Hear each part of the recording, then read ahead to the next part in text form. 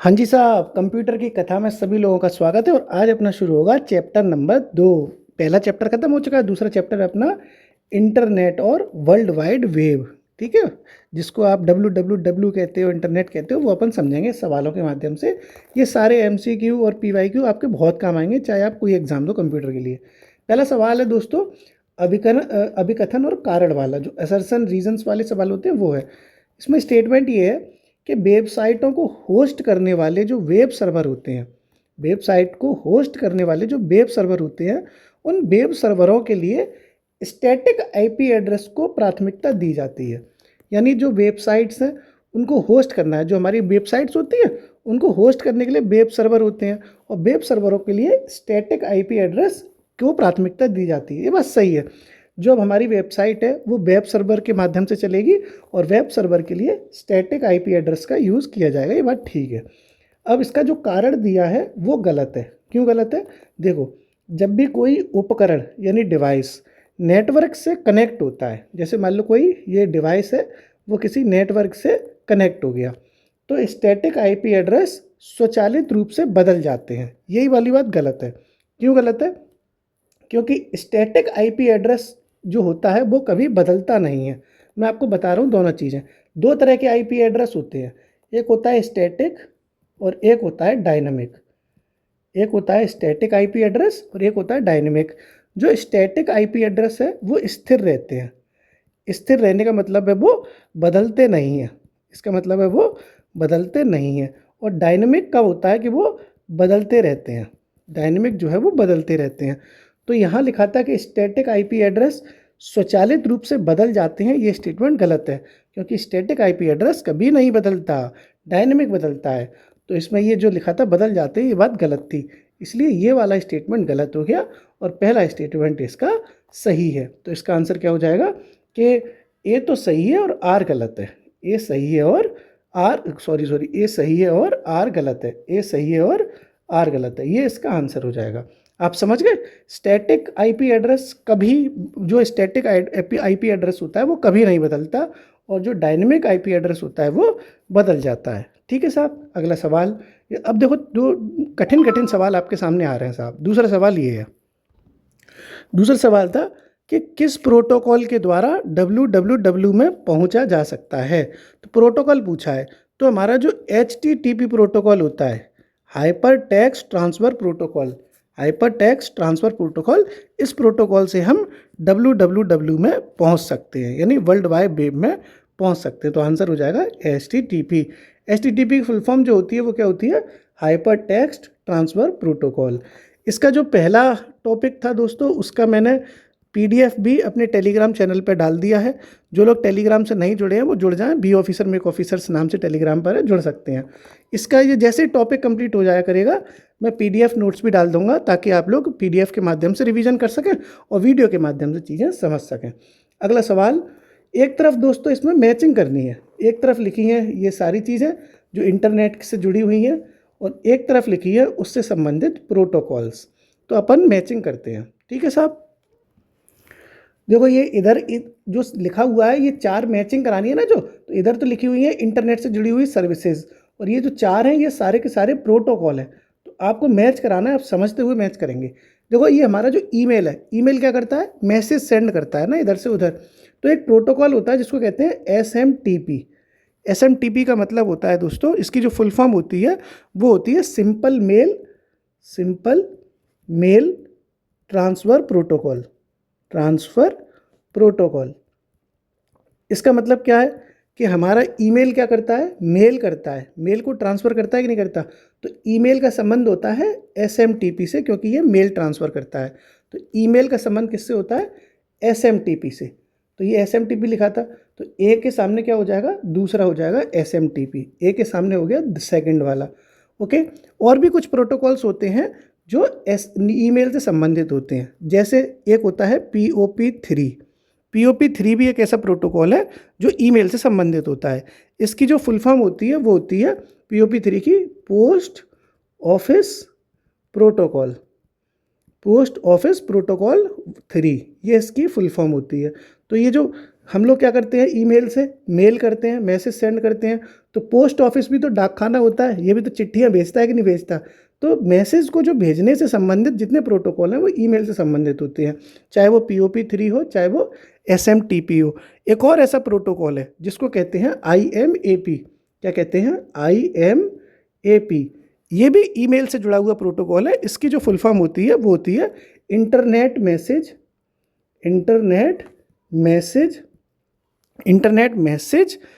Access protocol. तो ये भी तो देखो मैसेज से जुड़ा हुआ हो गया कि नहीं हो गया। मैसेज से जुड़ी हुई जो भी प्रोटोकॉल्स होंगे वो ईमेल से संबंधित होते हैं, चाहे SMTP हो, चाहे POP3 हो, चाहे IMAP हो, ये सारे के सारे ईमेल से संबंधित प्रोटोकॉल हैं। अगली जो चीज़ है वो है न्यूज़ ग्रुप। न्यूज़ ग्रुप से जुड़ा हुआ कौन सा प्रोटोकॉल होता है, देखो समझो। जो न्यूज़ ग्रुप से जुड़ता है प्रोटोकॉल उसको कहते हैं NNTP। NNTP की फुल फॉर्म क्या होती है? NNTP भी एक प्रोटोकॉल है जो न्यूज़ ग्रुप से संबंधित है। इसकी जो फुल फॉर्म है वो होता है network news transfer protocol. TP तो जानते ही होंगे, ट्रांसफ़र प्रोटोकॉल। तो ये पूरा जो न्यूज़ ग्रुप है वो NNTP से जुड़ा होता है। NNTP का मतलब होता है नेटवर्क न्यूज़ ट्रांसफ़र प्रोटोकॉल। क्योंकि ये न्यूज़ शब्द लगा है, यहाँ भी न्यूज़ है, तो आपको याद करने में भी दिक्कत नहीं होगी। अब देखो NNTP ये लिखा था, सामने लिखा है आपके NNTP। तो ये जो न्यूज़ ग्रुप है वो इस NNTP से संबंधित हो जाएगा। NNTP तीसरे पे है, तो B के सामने यहाँ लिखेंगे हम तीसरा। ओके। अगली जो सर्विस है वो है इंटरनेट टेलीफोनी। ये इंटरनेट टेलीफोनी है। इससे कौन सा प्रोटोकॉल संबंधित होता है, समझो। इससे जुड़ा हुआ होता है VoIP।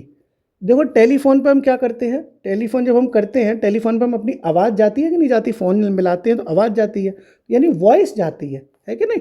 तो इसका जो वॉइस जा रही है वो इंटरनेट टेलीफोन से संबंधित होती है। इसकी जो फुल फॉर्म है वो है वॉइस ओवर इंटरनेट प्रोटोकॉल। तो VoIP जो होता है वो इंटरनेट टेलीफोनी से जुड़ा हुआ एक प्रोटोकॉल है। टेलीफोन करने के लिए हमें अपनी आवाज़ का इस्तेमाल करना पड़ता है, अपनी वॉइस का इस्तेमाल करना पड़ता है। इसीलिए ये आप याद रख सकते हो कि वॉइस ओवर टेलीफोन से हो गया। ये न्यूज़ से था तो न्यूज़ वाला है। या मेल में मैसेज सेंड करते हैं तो मेल और पोस्ट ऑफिस ये सारे इससे जुड़े थे। ठीक है। तो ये VoIP कहाँ लिखा है, VoIP पहले पे लिखा है, ये देखो। ठीक है, VoIP नंबर 1 पे है। तो C के सामने क्या लिख लेंगे, नंबर 1 लिख लेंगे। आखिरी बच गया अब तो ये पूरा। अब इसको तो सिंपल हो ही गया। ये था चैट और इंस्टेंट मैसेजिंग। चैट अगर आपको करनी है, चैटिंग अगर चिटियाना है किसी से, तो कौन सा प्रोटोकॉल इस्तेमाल होता है, तो चिटियाने के लिए प्रोटोकॉल होगा IRC, यानी कि इंटरनेट रिले चैट। चिटियाना था ना, चैटिंग करते रहते होगे और कैसी हो कैसे हो करके करते होगे। तो चिटियाने के लिए ये IRC यानी इंटरनेट रिले चैट नामक प्रोटोकॉल का इस्तेमाल होता है। IRC ये लिखा है देखो चौथे नंबर पे। तो ये इसका हो गया 4। तो आंसर क्या हो जाएगा इसका, आंसर हो जाएगा 2 3 1 4, 2 3 1 4, 2 3 1 4। ये C इसका आंसर निकल आया, काम खत्म। तो इस तरह से आपने सारे प्रोटोकॉल समझे। धीरे धीरे समझो, आराम से समझो, कोई भी आपको टेंशन नहीं है, सब होगा धीरे धीरे होगा।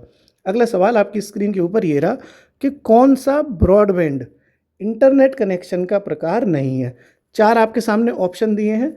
ये पूछा है कि कौन सा इसमें इंटरनेट कनेक्शन का प्रकार नहीं है। अब खुद सोचो, फ़ोन जो है वो डायल करते हो आप कि नहीं करते, फ़ोन डायल करते हो। तो जो टेलीफोन डायल किया जाता है ना, तो टेलीफोन इंटरनेट का प्रकार नहीं होता। डायल अप जो है वो इंटरनेट का प्रकार नहीं होता ब्रो। ठीक है, तो इसका आंसर हो जाएगा C, dial up internet connection का प्रकार नहीं है। बाकी जो DSL है, सैटेलाइट है और फाइबर ऑप्टिक्स है, ये तीनों के तीनों इंटरनेट के कनेक्शन के प्रकार हैं। डायल तो फ़ोन करने के लिए होता है साहब, तो बस ऐसे समझते जाओ कि डायल अप जो है वो इंटरनेट कनेक्शन का प्रकार नहीं होता। अगला, ओके, अगला देखते हैं। अगला सवाल आपकी स्क्रीन के ऊपर ये रहा। देखो सवाल ये कह रहा है कि किस में सभी ऑनलाइन गतिविधियां शामिल होती हैं। सभी ऑनलाइन गतिविधियां किस में शामिल होती हैं। ओके, तो पहले इतना समझो कि किस में शामिल होती हैं। तो देखो, आपको जब सभी चीज़ों के बारे में, गतिविधियों के बारे में जानना होता है, तो हम क्या करते हैं, किसी भी चीज़ का पूरा फुटप्रिंट निकाल लेते हैं। आपने सुना है ये वर्ड कि उसका पूरा फुटप्रिंट निकाल लो, इसका मतलब है सारी पूरी उसकी खानदान की डिटेल निकाल लो। तो डिजिटल जो फुटप्रिंट है, इसका मतलब क्या हो गया कि उसके बारे में सारी ऑनलाइन गतिविधियों के बारे में जानकारी ले लो। क्योंकि फुटप्रिंट शब्द का मतलब क्या होता है कि पूरे खानदान की जानकारी निकालनी है। तो डिजिटल फुटप्रिंट एक ऐसा शब्द है जिसमें सभी ऑनलाइन गतिविधियां शामिल हैं। तो ये तो यहाँ तक हो गया। आगे ये लिखा है कि जो जानबूझकर या अनजाने में रिकॉर्ड की जाती हैं।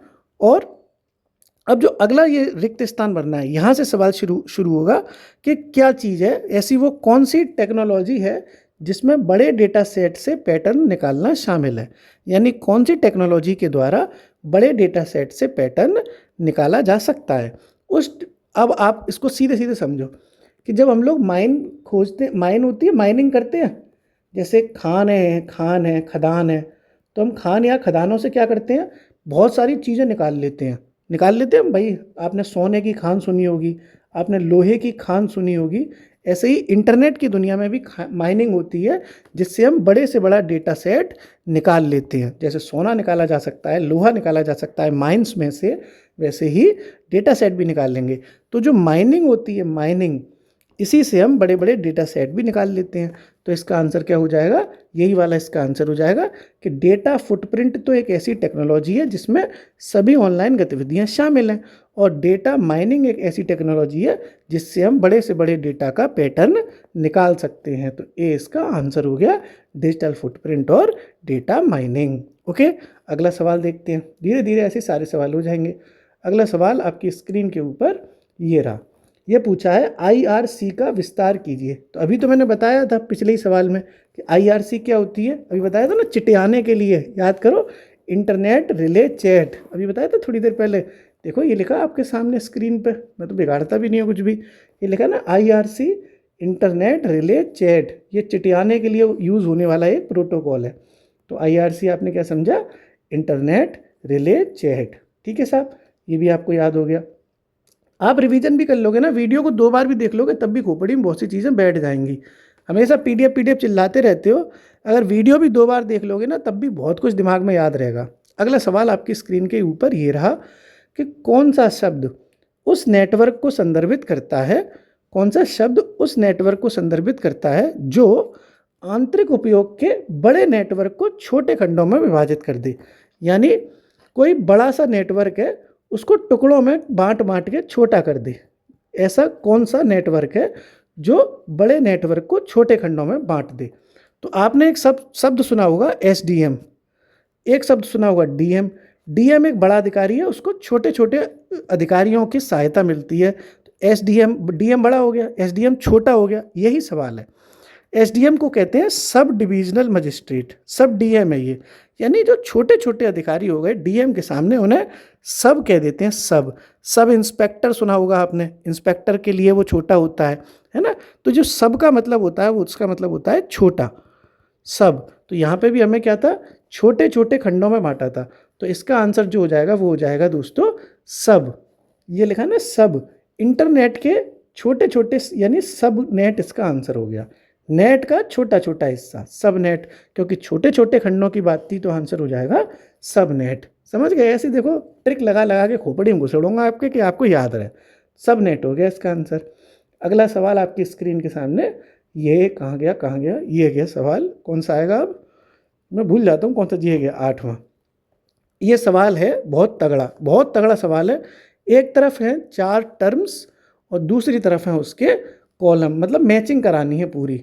तो पहले समझ लो इसको, तभी आंसर निकल आएगा। अब देखो समझो, मैं आपको इसके एग्जैक्ट आंसर से समझाने की कोशिश करता हूँ। जैसे एक कंपनी थी दोस्तों, AT&T नाम की, AT&T नाम की एक कंपनी थी। क्या नाम है, AT&T। इसकी फुल फॉर्म होती है अमेरिकन, मैं लिखवा इसलिए देता हूँ तो क्योंकि हो सकता है कभी कभी फुल फॉर्म ही आ जाए, American telephone and telegraph company. ये इस कंपनी का नाम था AT&T। क्या है, American telephone and telegraph company. ये जो AT&T नाम की कंपनी थी, इसने अपनी लॉन्ग लाइंस बिछाई, यानी लंबी लाइन बिछाई। क्यों बिछाई, क्योंकि टेलीफोन चलाने के लिए हमें लंबी लाइनों की आवश्यकता थी। तो इसका सही आंसर ये है कि जब छोटी छोटी लाइनें टूटने लगी, जैसे टेलीफोन आप शायद बहुत छोटे हो गए तो आपके घरों में टेलीफोन लगा होगा, वो तार बिछाने पड़ते थे, लाइन बिछानी पड़ती थी। तो लाइन जब टूटने लग गई छोटी छोटी लाइनें, तो इन्होंने मजबूती के साथ लंबी लाइनें बिछाना शुरू कर दिया, लंबी लंबी लाइनें बिछाना शुरू कर दिया। और ये काम किया था AT&T कंपनी ने, यानी American telecom and telegraph company ने छोटी लाइनें टूटने के बाद लंबी दूरी की टेलीफोन सेवाएं प्रदान करना शुरू कर दिया। तो पहला जो मैचिंग था वो ये सही था कि AT&T कंपनी छोटी लाइनें टूटने के बाद लंबी दूरी की टेलीफोन सेवाएं प्रदान करने लगी। तो पहली मैचिंग तो ये हो गई। दूसरी मैचिंग थी RBOC। इसने क्या किया, ये भी एक कंपनी है टेलीफोन की या फिर इंटरनेट से जुड़ी हुई। इसकी फुल फॉर्म है कंपनी की रीजनल बेल ऑपरेटिंग कंपनीज। क्या है? Regional bell operating companies. ये RBOC नाम की कंपनी है जिसकी फुल फॉर्म है रीजनल बेल ऑपरेटिंग कंपनी। अब आप खुद सोचो और समझो, ये जो रीजनल शब्द है इसका माने क्या होता है? हिंदी में रीजनल को कहते हैं क्षेत्रीय। क्या कहते हैं? क्षेत्रीय कहते हैं ना, रीजनल लेवल पे चीज़ें हैं, स्थानीय लेवल पे हैं, यानी क्षेत्रीय पे। तो इस रीजनल कंपनी ने यानी RBOC कंपनी ने ये एक प्रकार की क्षेत्रीय कंपनी बन गई। कैसी बन गई? क्षेत्रीय कंपनी। तो रीजनल कंपनी वाला जो मैचिंग था वो हम सीधे सीधे निकाल लेंगे कि ये एक क्षेत्रीय कंपनी थी। वो तब बनाई गई जब AT&T नाम की जो कंपनी है वो टूट गई। इस कंपनी में बाद में क्या हुआ, ये कंपनी में जो है फूट पड़ गई और ये कंपनी टूट गई। जब ये AT&T कंपनी थी, जो अमेरिकन टेलीफोन एंड टेलीग्राफ नाम की जो कंपनी थी, जब ये टूट गई तो नई कंपनी बनी जिसको कहते हैं RBOC, जिसका पूरा नाम था रीजनल बेल ऑपरेटिंग सिस्टम। और ये AT&T कंपनी के टूटने के बाद बनी और ये एक प्रकार की क्षेत्रीय कंपनी है, रीजनल कंपनी है। तो इसके सामने की जो मैचिंग है वो भी आपने समझ ली। अगली जो है वो है मॉडिफाइड फाइनल जजमेंट, MFJ। ये क्या चीज़ है? तो ये एक कानून का निर्णय आया था, एक जजमेंट आया था 1984 में। कब आया था? 1984 में। और इसी जजमेंट के बाद ये American telephone and telegraph company थी ना, AT&T कंपनी, इस कंपनी में विघटन हो गया था, ये कंपनी टूट गई थी, डिसॉल्व हो गई थी। तो MFJ नाम का वो कानूनी जजमेंट था जिसको कहते हैं मॉडिफाइड फाइनल जजमेंट। ये जजमेंट क्यों आया था? क्योंकि ये जजमेंट इसलिए आया था ताकि 1984 में जो AT&T कंपनी का था विघटन हो गया इसी निर्णय के बाद। तो ये मैचिंग क्या थी इसकी? MFJ क्या है? कानूनी निर्णय है, लीगल रूलिंग है, जिसके बाद AT&T कंपनी का विघटन हुआ 1984 में। तो आपने ये भी समझ लिया कि MFJ क्या है। आखिरी बचता है वो है LATA।